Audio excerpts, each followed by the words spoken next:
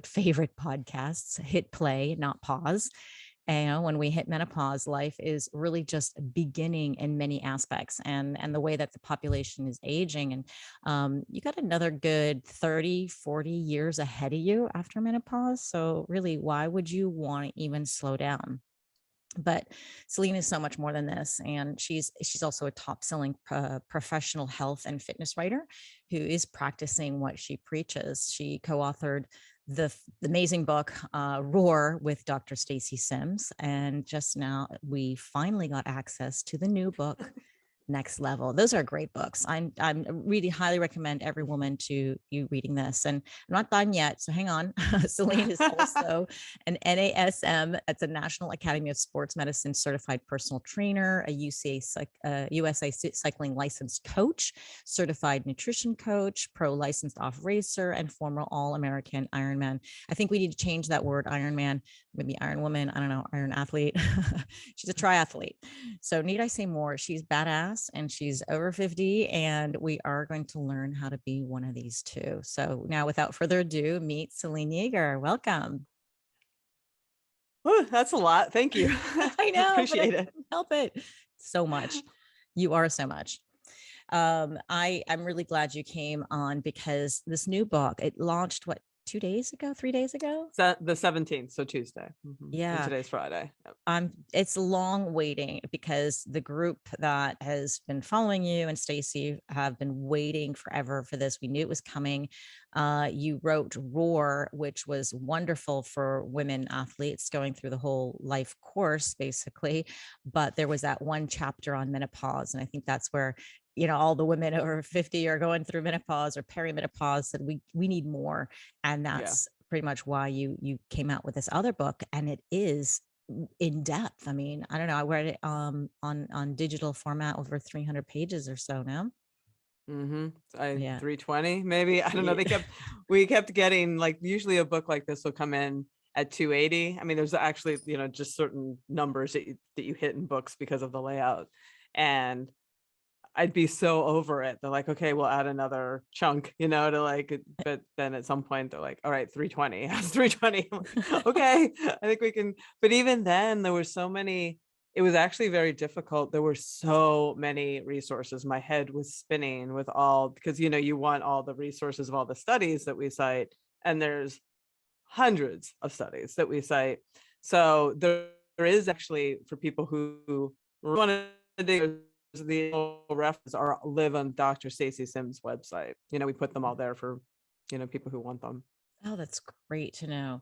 Yeah. One interesting, the book is chock-a-block full of stuff, and we're going to talk about that today pretty much. And there was an interesting stat that said by 2025, which is not that long from here, more than 1 billion women around the world will be experiencing menopause. Okay. And so the biggest goal you want from this book is really to bring menopause out of the shadows. So tell us a little bit more why and with that goal. Yeah. And I think it's happening, and it's happening at a rapid rate. When I started this notion of doing this podcast, which really just came because Stacy and I were doing this book, and menopause was starting to get talked about a bit more outside of, it's always been in some of the magazines, like a prevention magazine and that sort of thing, but it's not really been something you'd read about in the Wall Street Journal or the New York Times. But, right when Feisty Media approached me about maybe doing a webinar on this new book that Stacy and I were putting together, and I said, well, let's do a podcast. And, 3 weeks later, off we went. Michelle Obama had come out, some going through menopause, and you had the Oprahs. So you're having these powerful women in positions of, where they have a large platform speaking about it. And it's had a huge effect. Like, now you do see it in the Wall Street Journal and you see it in the New York Times. But it's interesting because, in athletic and active spaces, it was still not really being talked about that much. And I think it's because of all the stigmas still attached to it about being, old and done and finished, all that stuff. And just, there's this still weird shame wrapped around it. So, I was very adamant about taking that lane and owning it and just being like, we need to, let's all talk about this, because otherwise women leave the active spaces. They stop doing the sports they love, or they stop going to the gym, or they stop doing the things that will actually help them, navigate this and come out the other side stronger, healthier, more emotionally and psychologically sound, like all of the things. So yeah, it was Mhm. really important to me. No, it is, and there's what we studied in gerontology is this reinforcement of negative stereotypes that can happen, and we talk about ageism and in older adults, but yeah, that menopause kind of falls into that, where the more you buy into that story, if people keep thinking it, saying it, or showing it on the media, these negative Mm-hmm. stereotypes, we do start to buy into it and reinforce this into our personalities and accept it. And it's really scary. It's very, very detrimental to our health and well-being. And so really, I think you're helping people live longer, healthier, better lives, Thank because you. we are disrupting that. And that's why I want to change that narrative, and bring menopause out of the shadows, normalize it. And that's what I learned from this book as well, that Roar has normalized the word period, and Mm-hmm. and women can start talking about their periods. And I feel that, when I was approaching, I'm now 51, I'll be 52 next kind of couple of weeks. And not even that long ago, probably late 40s, I was talking to my girlfriends who are a little bit older or the same, and they were going through some menopause, and it felt like I was just 13 again. Like, I know we're going to bleed, and what's going to happen, and I have no information, and is it bad? Is it really that bad? It's horrible.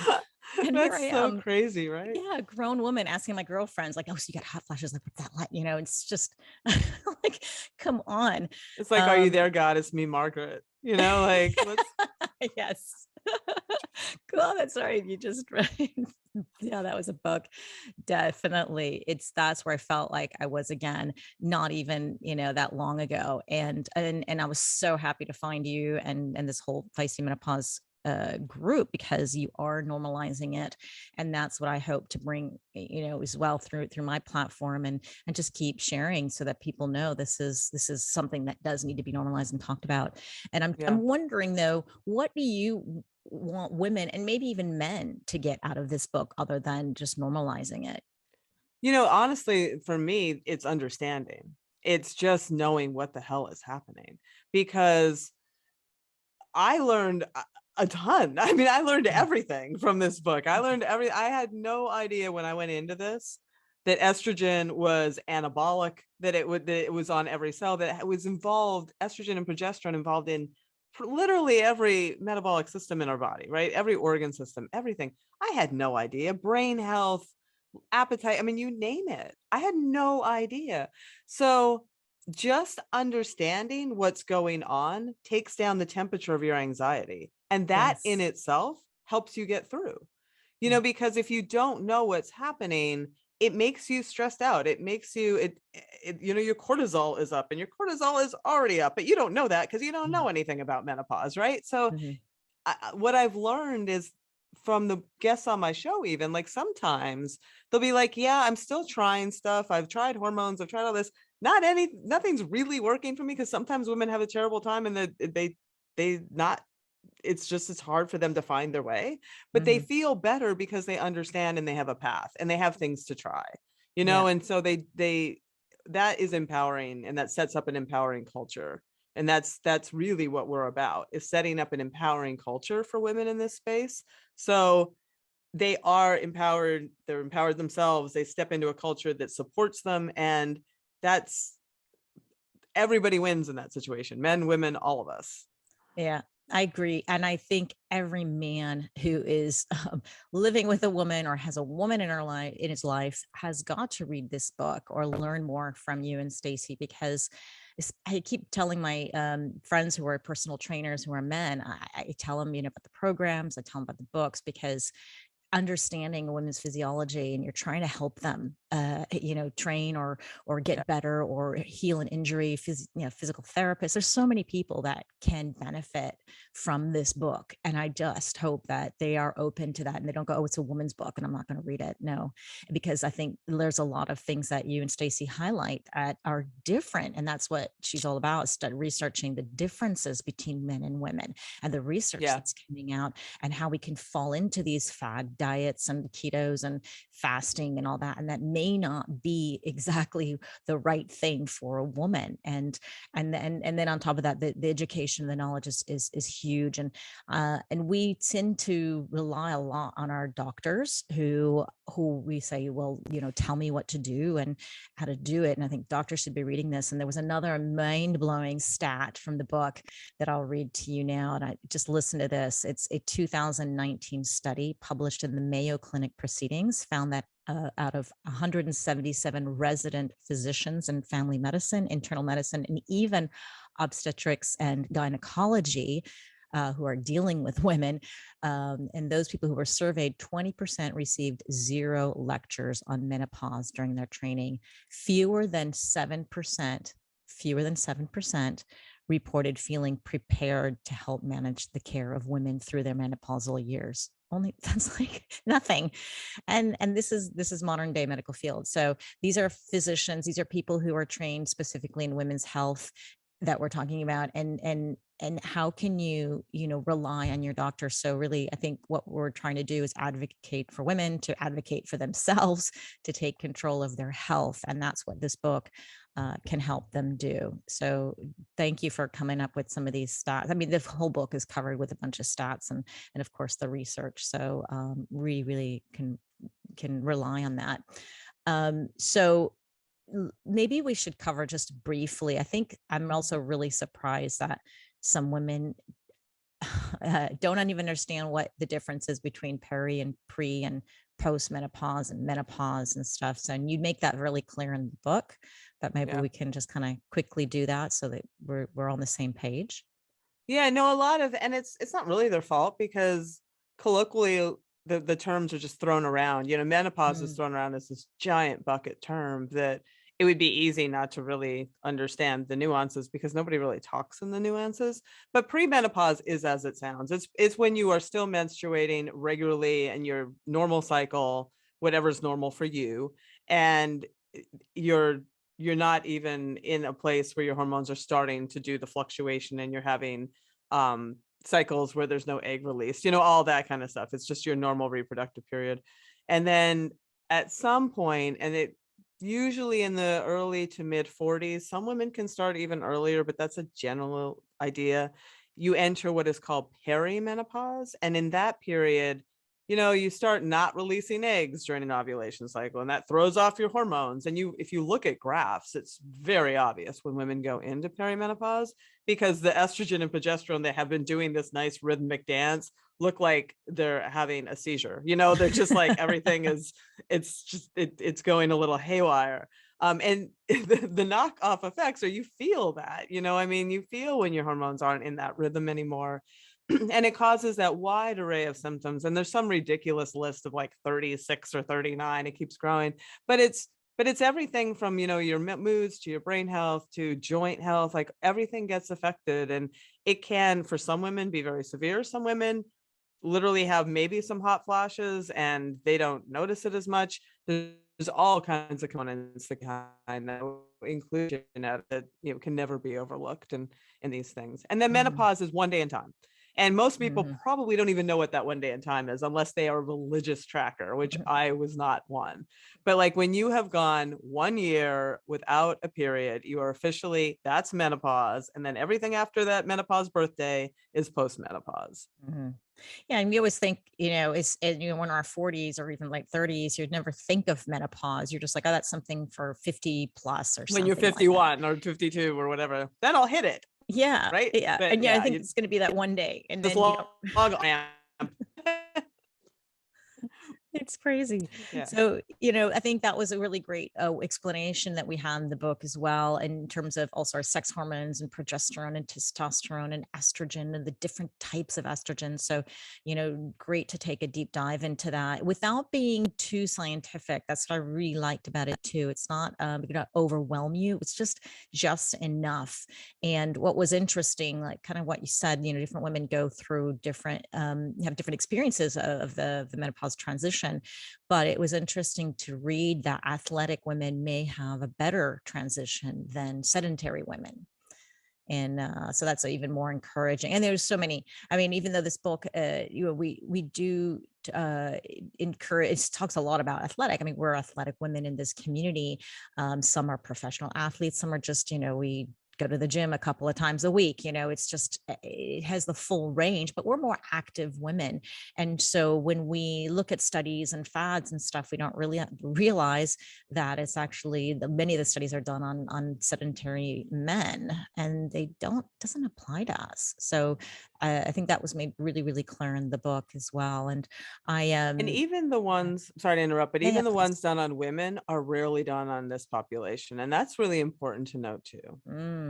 Oh, so yeah, so you're saying when they're done on women, it's more sedentary women? That's the population. I mean, it is what it is. Like the Yeah. vast majority of the population is not active. So a lot of studies are done on what would be representative of the population, unless it is on specifically active women. Yeah. That's kind of what some really big takeaways I got from the book, that I think surprised me the first time I heard it, as well as anyone else I talked to, is the intermittent fasting, for example, especially in the longevity and aging world. And I'm in the biohacking space, and we all are trying to fast, and there's different types of fasting, and David Sinclair, doctor who's very big in the longevity space, talks about how training in a fasted state is great for autophagy, and and so you jump on the bandwagon and you're like, oh great, all right, I can do this. And what Dr. Stacy Sims has really highlighted is that when you're an athletic female, this is really not great for you. And she explains it in the book really well, exactly what is happening to the breakdown of muscle, and we need to fuel our trainings. And this is where she, in the book as well, there were some great case studies, and I loved it because you can really see somebody's journey and identify with that person, go, oh yeah, I kind of do that too. And you can see how she takes them and where's their state now, and then what adjustments she makes, and then where, how that's helped. And that's a huge one. I mean, maybe you could talk a little bit more in terms of the fasting and fasted state training and what's happening with women, older women athletes. I don't think it's only older women athletes who It's are actually everybody. It's all, doing this. yeah. And there's a whole hormonal milieu that happens with women that I cannot just dance you through off the top of my head, but we describe it in the book because Stacey goes deep that. But essentially, because of our evolutionary biology, like women are, it is very stressful for us to be active in a non-fueled state, and that just raises cortisol, and that we already have higher cortisol as menopausal women, but cortisol is not great for anybody to be, and that causes inflammation and the whole knockoff effects that happen when you raise cortisol. And it just really has almost the opposite effect on women than it does even on men. Like exercising that fasted state, you were so much better off just signaling to your body that it has some fuel, because it doesn't take much. And she's really clear about that. Like you can have half a banana before you go to your CrossFit or whatever you're doing, but your body's just getting that message, like, okay, we're good. And women are so much more at risk for low energy availability, which we talk a lot about in the book, and that causes tremendous hormonal disruption. And what the science shows, which is very interesting and I think really important for women to understand, is that even if you eat enough, right? Like say you eat 2,000 calories a day, if that's not timed correctly, you can still be in a state of low energy availability in your body's mind, right? Like if you just dump it all at the end of the day, and that's another one of those problems with the IF, like with the intermittent fasting, is a lot of women do end up just dumping all those calories in the end of the day, but their body has done all these workouts in this non-fueled state and then not recovered. You know, so Yeah. if you're not eating around your energy or what your energy needs, your body is still like, I have low energy availability. And then it's going to store it when you put it in at the end of the day, because it's like, oh, food. Okay. Food. Like, let's Yeah. keep that. Let's keep every Yes. bit of it, you know? So it's, you're so, and to add to that, even if you fall short, like say you need 2,500 and you eat 2,000, if you put those around your exercise, you're still probably not going to slip into low energy availability, because Mhm. your body has what it needs on board to get through it, and then has what it needs to recover. And that's what it really prioritizes, you know. But Yeah. like it sets you up for all kinds of just this vicious cycle of muscle loss and fat storage and low and high cortisol and all the things that you don't want if you're not just being in a fueled state. Yeah, it's crazy. I think, and also the studies that she's done is not only, this is not only applicable to athletic women, but women in Yeah. general, even sedentary women. And that's the really big difference with the studies that are done on men and women. You Yeah, see. there was even that one in there about women who are pre-diabetic who were more likely to slip into like type 2 diabetes, which is exactly what you don't want. Like that's Yeah. exactly what you're trying to avoid. Yeah. And, Yeah. and yeah, we have to remember, yeah, we're women, we have our hormones different than men, and we respond differently. So really, anytime you read a study or you get there's a fad out there, think twice. I mean, I'm not saying that it won't, whatever it is, it won't work. Just remember you're female, and maybe dive a little bit deeper into the research, and don't just take it and just because everyone else is doing it. And I think that in the book, yeah, getting enough calories, eating enough, and then eating around your training is super important. And one way that, so when way she described it, especially in roar, was, well, you know that you're in a lower energy state if you're skipping your periods, for example, you lose your periods. But when you get into menopause and you don't have your periods, then how do you know if you're in a low energy state, right? Yeah, um it's harder. You lose that big red flag, pun intended. mhm. And, you know, now you have to go off of these other signs that you could, you know, that are nebulous, that could be misread, you know, being fatigued, or now I'm putting on more weight, so I must have to fast more and work harder, right? You know, I Yeah. mean, like you can, all kinds of things happen because you don't have that signal. But if you're Yeah. not making, if you are losing, if you're not making any sort of gains or losing ground, or, you know, not being able to hit your workouts, like a lot of times that starts with fuel availability. Yeah, yeah, exactly. So yeah, think about, yeah, look how you're responding to your training. Stress Yeah, factors are another big one. one, big one. Yeah. Yeah. I mean, just you would never think about it. You're like, oh, I'm just, overtraining or any, Yeah. whatever. You wouldn't put it down to, low energy state, right? You would just think of, oh, maybe I'm getting older, I'm overuse, et cetera. But all you have to do is just, yeah, eat a little bit more or Yeah. put it around your training, and these injuries and, poor bone health as well. And your immune system maybe getting sick a little bit more often. You may want to look at those things, and you and Dr. Sims just really, yeah, just highlighted that excellently in the book. And also, a lot of people, I think this is a big question, just everyone gets, anyone who's in the nutrition area or trying to help people with their nutrition, is like the macronutrients, like how much protein and how many calories and how many carbs. And again, depending on the diet or whatever the fat is, you're just like completely lost. And I think you guys made it clear in the book, you're not calorie counters, not even macronutrients are not, you don't like to count those, but there is that population that definitely needs that, and just you feel better. Some people feel more in control. And I think you broke that down pretty well. Yeah, we um have charts in the book. I mean, I generally tell people when I talk to them just to, you know, if they need markers, especially with protein, I try to just say, you know, try to get 30 grams at every meal, you know, if you can, yeah 30 to 40, and get something after your workout. Like I try to keep it really simple, because, and that's probably because I don't like tracking and tracking and tracking. And I worry a little bit that can set some people up for eating disorders and disordered eating. You know, I'm yeah always a little worried about that obsessive tracking element, because yeah it's just not necessary. Yeah, no, I think what I've, which is my experience with helping coaching people, is I always tell them, it's like, it's kind of a last resort thing. If they want to try it, it's actually a great experiment to do for a week. And then you Right. figure out where are Right. you? And people find out a lot about their diets and what they're eating. Oh, Yeah. I didn't realize, there's the amount of fat or the amount of carbs or amount of protein or how little protein I was eating, et cetera. It's great insight. But like you said, I try not to say, don't do more than a week, just Yeah. it's that, just to, have a little window where you're at. And then also gives you proportions. Like if you say 30 grams of protein at each meal, like what does that even mean? What does Right? that look like? Right. It's good to get an idea for sure. I Yeah. 100% agree with that. Yeah. So yeah, no, I think that's definitely worked for me and my clients as well. It's kind of an easy thing to remember, 30, 30, 30, if you're eating 3 times a day. Right. And then some snacks as well, and get your protein in there too. So there was also a lot of interesting information about uh, drinking water and hydrating. Mm. Right. And that's something, we was also kind of surprising, I always drink just plain water. That's just kind of me.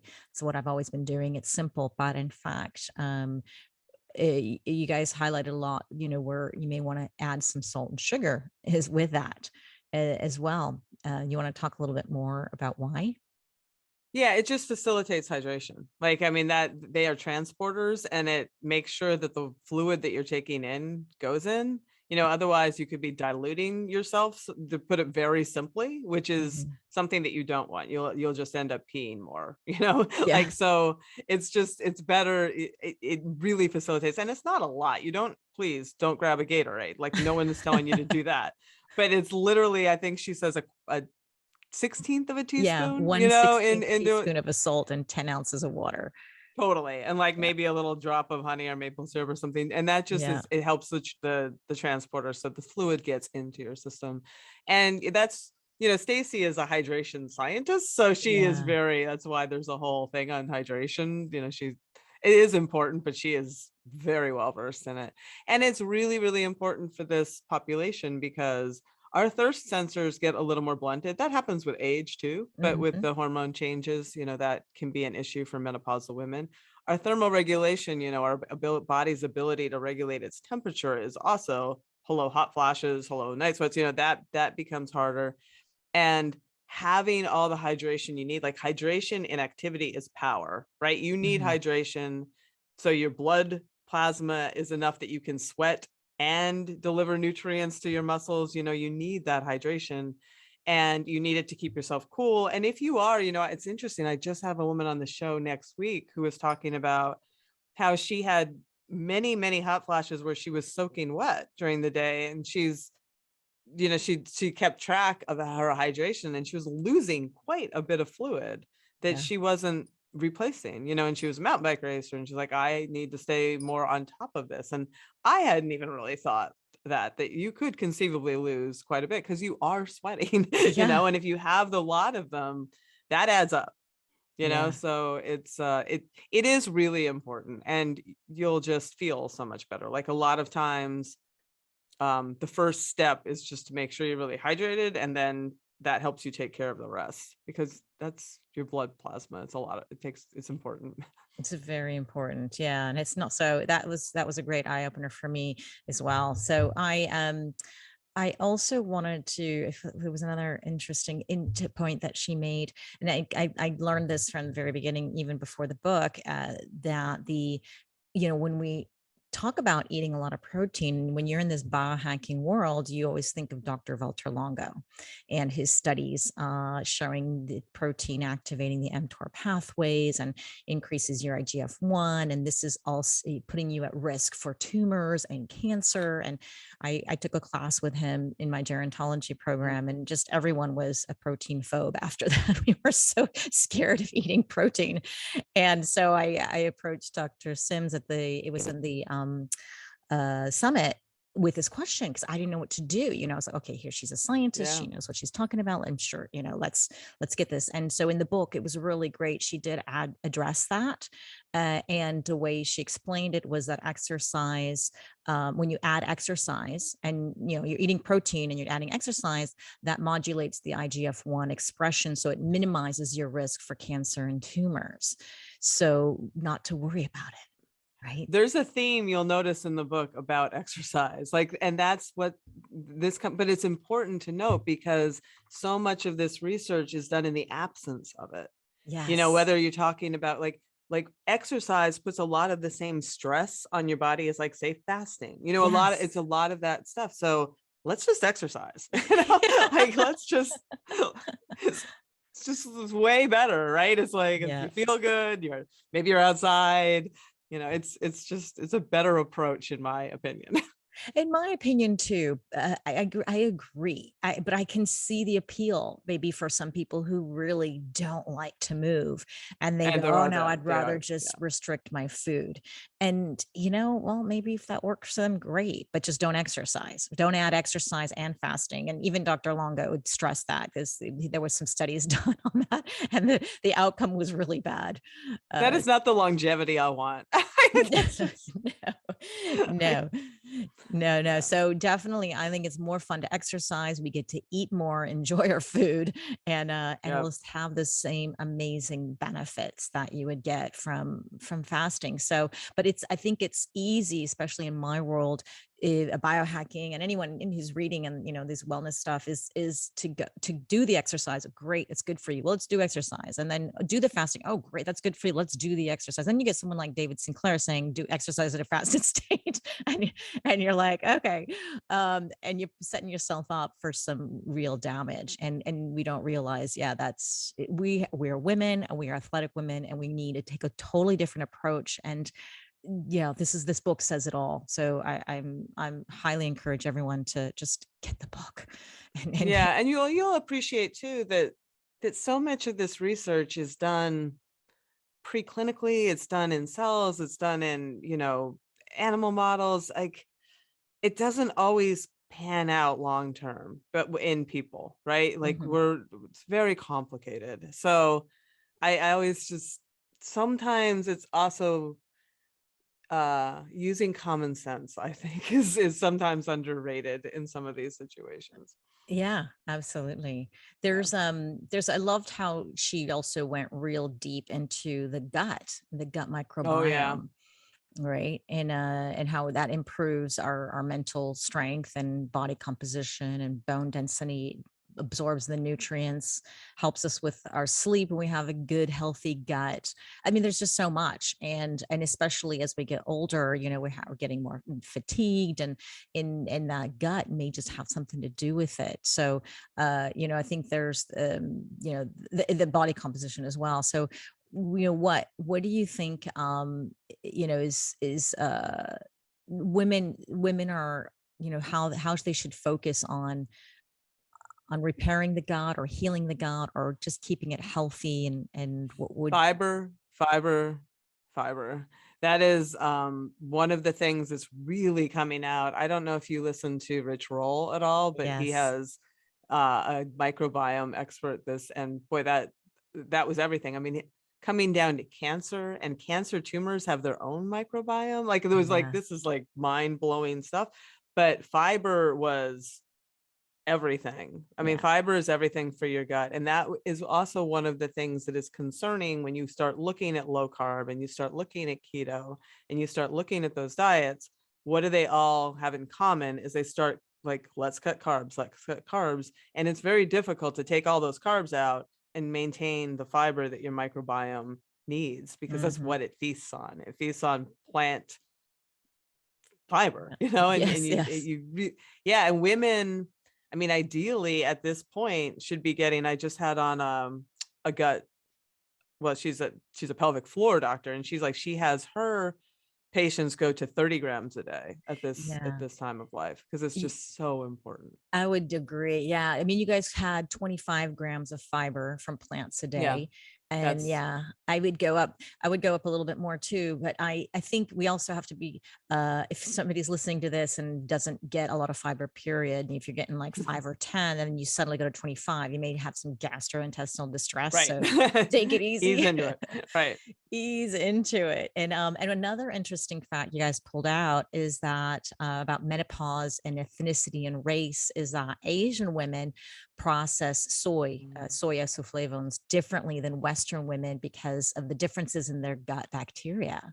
I thought that was so interesting too, which is why there's a chicken and egg factor there when they're like, well, Asian women eat all this soy and their breast cancer is lower, they have less menopausal symptoms, but like they've been eating it all the way up and their genetically they have this microbiome that is different. So it may not, if a 50-year-old Western woman, from European ancestry starts dumping all that soy in her system, it's not necessarily going to do the same thing. Yeah. It's very interesting.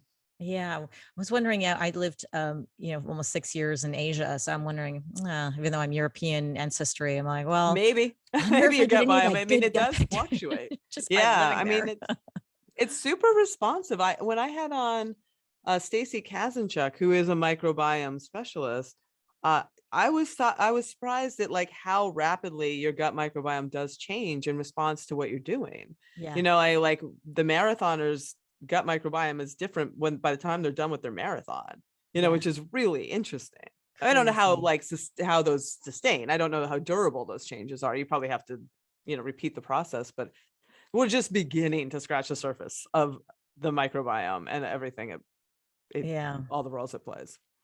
I agree. There is so much, even when we're, Stacey Sims talks about the differences between men and women, but, what about the differences between Asians and Europeans and, all Africans? And, I mean, we could go into so much, do we have the same responses? And, I think that's, and that's another deeper dive, but it's very, very important. And that's a question I kept, asking my teachers and professors at university, was just like, okay, is this only the American population? Because it's an important question. Yeah. And but the research, the professors have said that, most of the research is done in America or in Europe. And so that leaves out a huge population, at least the ones that the stuff that they were presenting us, and especially in gerontology, just even less. So I can't believe we only have 15 minutes left. This is crazy.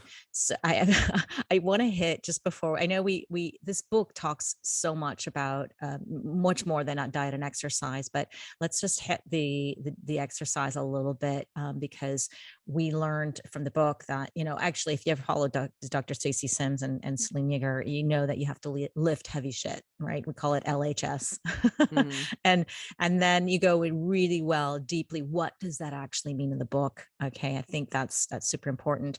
HIIT training and sit training, SIT, was really interesting, in plyometrics. So maybe you can explain a little bit sit, because that's SIT may be a little bit new for some people. Yeah. And just to put that super simply, it's sprint interval training. And it's really, once you start going like high intensity interval training, super popular, right? It's been around forever. And it's beneficial, but for this audience, particularly, like taking it down to sprint interval training, which is 60 seconds or less, even like in that 30-second is sort of a sweet spot. It's better for this population because it doesn't raise cortisol the same way. Like once you start getting over 60, the stress might become a little counterproductive, but like it's hitting those short, sharp, high intensity intervals are just really beneficial. Like that's just a sweet spot for this, for what you're going for those epigenetic changes and for the metabolic changes. Yeah, no, I did. Yeah, that's something that actually I did this morning after I read the book. I was like, okay, this morning I just did some hill sprints, ran up for 20, 30 seconds and just walked down for about 30 and then just kept repeating it. So I was inspired to do more of those and just try to incorporate them more into my training schedule, because the explanation you get is very, very convincing. And you feel good, right? Like I find it less fatiguing, like it's more energizing than fatiguing, which I think is similar to like lifting heavy. Like all of these things are, they leave you feeling up rather than beaten down. Yes. And yeah, and I think that makes sense. Absolutely. The cortisol is up and it's energizing you without having this chronic cortisol levels hanging Yes. around. Yes. You know, that's the key is when you have that, you have create adaptations in the body because it's short and fast and sweet, right? Totally. And it's over before you know it. So well, that's it too. You can do anything for 20 or 30 seconds. That's what I'm like. That's one of the things I love about it. Like when I was training, I'd have like a 5-minute interval. I'd be like, oh my God. yeah, 5 exactly. minutes is a very long time. Exactly. Yeah. So, and there was some great, also great explanations in the book, you know, when you talk about plyometrics and some more explosive movements and, you know, once we get a little bit older, we may have some injuries and I don't know, maybe lost a ligament here or two. And so you kind of go, well, how are we supposed to do that? Right. And still, yeah. Yeah. Well, and that's interesting because there are many ways to approach that. Like if you cannot actually jump, you know, I mean, if there's reasons that you can't jump, Carrie Ann Madden was on the show a couple of weeks ago. She's a trainer and she does like a threatening to jump kind of thing where, because you're really just looking for that explosive movement.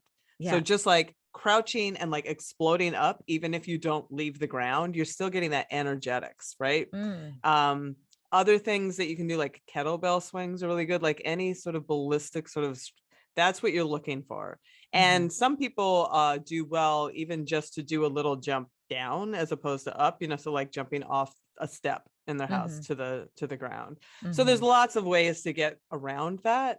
And if you're unsure, working with a trainer is always, you know, highly recommended. Yeah. And you actually mentioned some pool work as well. Yeah, you can definitely do some stuff in the pool.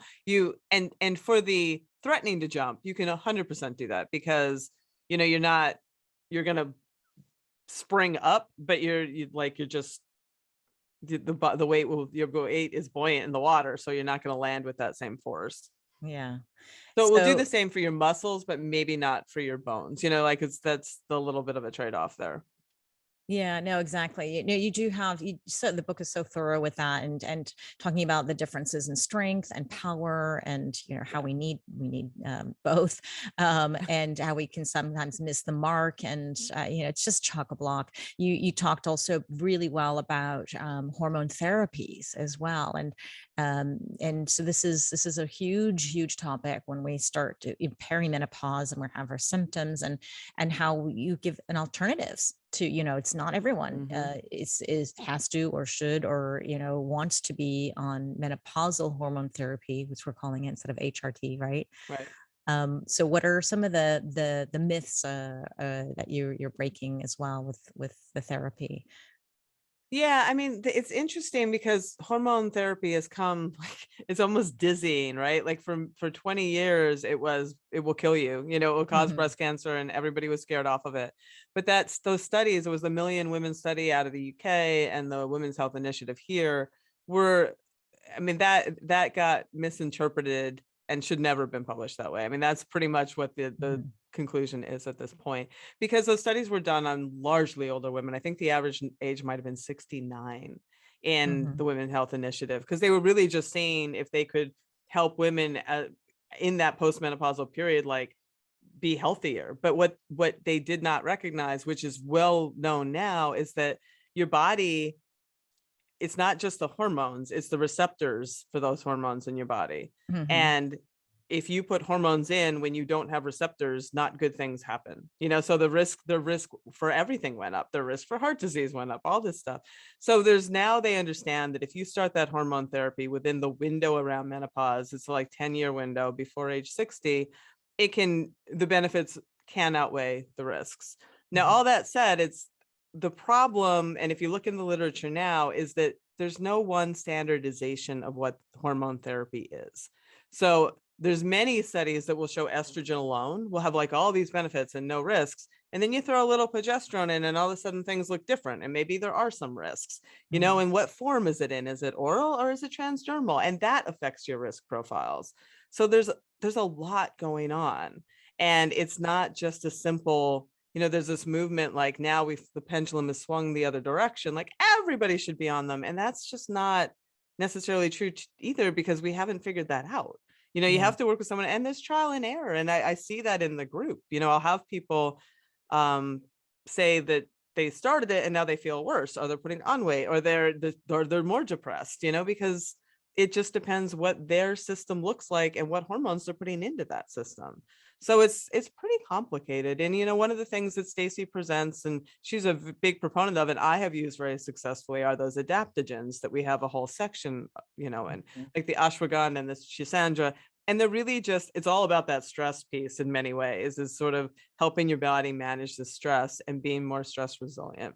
And I personally have found that very useful. It helps me sleep. It keeps me calm, you know. So it's like there's all the things. And but that, like, if you are calm and you can sleep, then you're feeling better, right? Like that alone, you're recovering better. You can, like, a lot of times it's just one big domino you need to knock over, and a lot of times that's sleep, and a lot of times that's stress. And stress maybe first, because stress interrupts sleep, right? If you can take one care of one thing, and that section's really about that. Like, let's take care of this one big domino. And, you know, and that's not a, you know, sometimes she gets criticized for being anti-hormones, and she's anti calling menopause a deficiency. And I am too, because it's a natural process. And hormones are one tool, but there are many tools. And let's, like, look at all the tools. So. I love that position, because it gives women a choice. And I think that, and you're empowering us, and not, rather than just taking a stance and saying, I am anti or I'm pro or whatever, you're just presenting the data and saying, here you go and try whatever you want now. And so it's wonderfully, you've taken a deep dive into all of the adaptogens, and you're opening the window for, possibly menopausal hormonal therapies for you. Again, with the guidance of a doctor. And I think it's like an art, you know, and I think doctors themselves are trying to figure out what is the right combination. You know, you may try it once and go, it's not working for me, but I would say also give the doctor a chance to work with you to, like, get it right, rather than throw up your arms and say it doesn't work. Just like with anything else, same thing with, for just if you're taking holy basil, rhodiola, or any other adaptogens, and say it doesn't work, but give it a chance. And you did a great explanation of how to buy them, can you combine them, when to take them, and just really great deep dive on that. So really appreciate all of that. And we didn't even talk about the sleep and the recovery, the motivation, the mental health, and you pelvic floor and vaginal health. Like, it's a whole book, man. It's great. hard to talk about in an hour. I know we can't talk about it, so we'll leave it for another time. But I highly encourage everyone to please just get this book, you know. And it's such an easy read, and it's just going to be, you know, I took notes like fervently. I have so many more notes here, but we won't have time to talk about them. But I want to open up the panel to anyone here who has questions or comments, or if you've read the book, please show the book if you have it. It's wonderful. So yes, please unmute, go ahead and ask. Hello. Hello. Thank you for this topic. It's definitely interesting to me, because I at 50 did my first competition, bikini competition, and I learned a lot. I entered menopause full on menopause about a year afterwards. I noticed a lot more stress and trying to just have the energy level. So I'm still trying to understand the core issues, whether adrenal fatigue is one thing, or cortisol, it's one big web of trying to understand your body. But one thing I can say, I was juggling the fasting and the eating every 6 hours. And for my body, I noticed I had the least amount of stress when I was eating religiously at the right time, on a consistent time, whether it was 3 to 4 hours a day. And when I did that, I felt like I had more control over my body composition and how I felt. And for me, that was my best choice. Now, sometimes I do want to reset myself, I call it, and I do maybe a day fast where I'm not working out. But when I'm working out and I eat religiously, between 3.5 to 4 ounces of protein, complex carbs, my water intake, I'm balancing everything, I feel my best. And so for that, it works out the best for me. So I just wanted to share my religious timely eating, and I can eyeball my 3.5 before I'm not, constantly weighing it, but I felt my best and I have more control over how I feel, energy wise. So That's good to hear. yeah. So I've tried it different ways. And when I don't eat, I start feeling my hot flashes. I start feeling the stress that comes upon me, like overwhelming. And I'm like, this isn't for me. So I'm listening to my body. That's always a good thing. Yeah. There was an interesting point that you guys made in the book as well, is what mistake that women can make is that their off day is that we don't eat, or we don't eat as much. We don't get those amounts of protein we still need. We think that we should. Your body's repairing, it still needs it. Mm-hmm. Yeah. Yeah. So that was also surprising, so yeah, please keep fueling for the repair process. And that's, we always tend to think, we're not going to use that energy, but in fact, the energy is needed because you just destroyed and broke down your muscle, right? So yeah, thank you so much, Giovanna, for that. Nancy or Shauna, if you've got any questions, or I think you read the book, one of you, Nancy. I've been inhaling it. I'm almost done with it. And I've been sort of following Dr. Sims and Hit Play Not Pause and Selene for a while now. And I've been making changes to how I fuel and my training. And I bought the book for my coach, so now she's got it. Oh, great. And I'm noticing the differences in my performance, in my ability to recover. My sleep has gotten so much better. That's so important. Adding in, I've got my Whoop strap, but just adding in things like the tart cherry juice and things like that, and even we had that AMA on Monday, and just some of the things that came up in that, I've been following that leading up to my race this Sunday, and I'm noticing that I feel more prepared. Oh, what's your race? Doing Chattanooga 70.3. Oh, good luck. What's your bike back there? Yeah, it's a Fuji Norcom. Oh, nice. First time flying with it. Made it. Hey.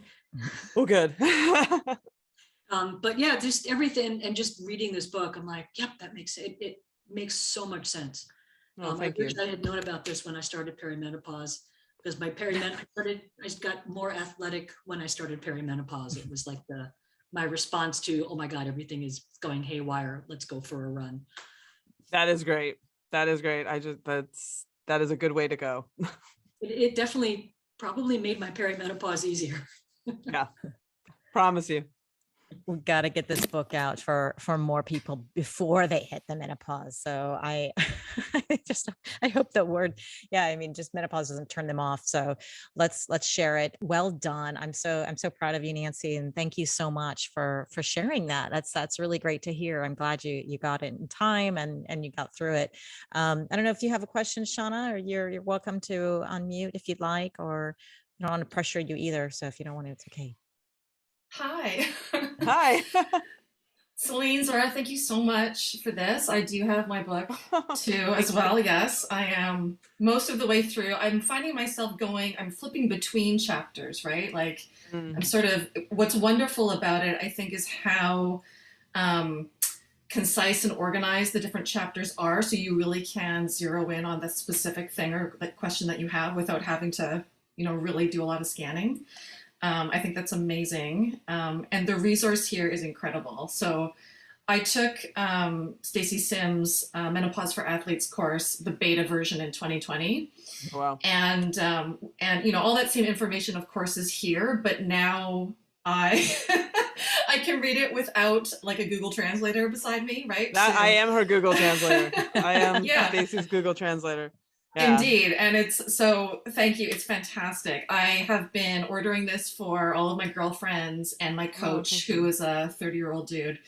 And it's sort of the gift I'm giving to my friends who don't maybe know they need this gift yet. And I'm hoping they take it in the way that I'm going to give it, and just that I want us to just all be strong. That's all. Amen. We are preaching to the choir here, at least. Yeah. Yes, that's my goal too.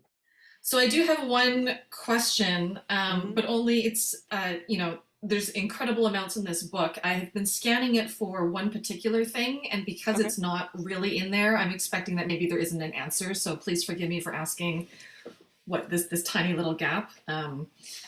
So the thing that's been new for me, I'm 46, definitely perimenopausal, and the new symptom is joint aches at night, like really intense joint aches. But by the time the morning comes, they've resolved again.